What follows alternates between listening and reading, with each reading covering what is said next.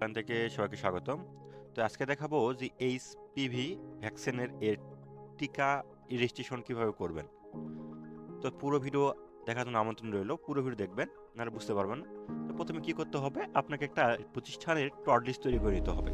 তো আমি টর্ড list already আমার তৈরি করা আছে, যদি আপনাকে আমি দেখাই। এই টর্ড লিস্ট আমি অলরেডি প্রত্যেকটা বাচ্চাদের টর্ড নামের লিস্ট আমি তৈরি করছি আগেই।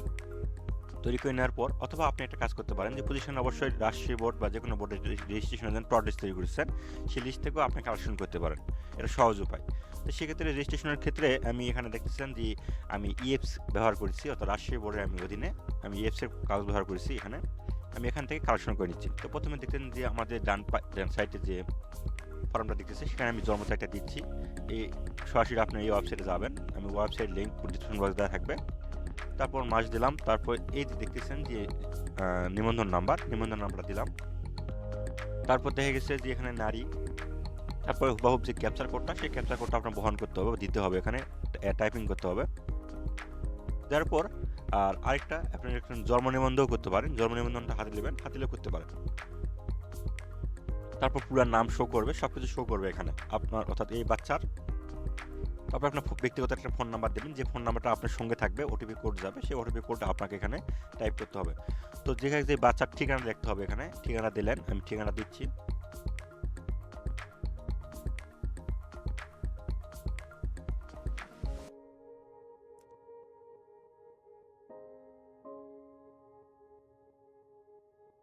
আমার ঠিকানা দেওয়া হয়ে গেল।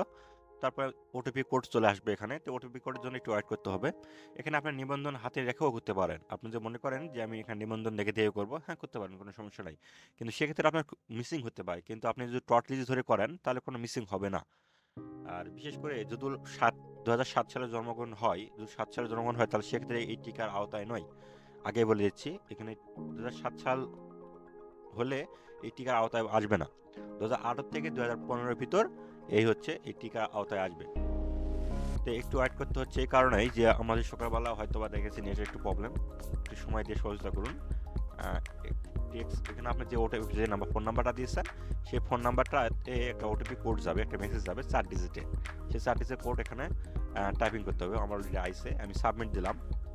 সাবমিট দেওয়ার পর অলরেডি প্রোফাইল তৈরি হয়ে গেছে। ঠিক আছে, ভ্যাকসিন দেওয়ার জন্য আপনার প্রোফাইল তৈরি হয়ে গেছে। দেখেন এইচপিভি, এই যেখানে দেখেন নিবন্ধন করুন, এখানে আপনি ক্লিক দিতে হবে আবারও।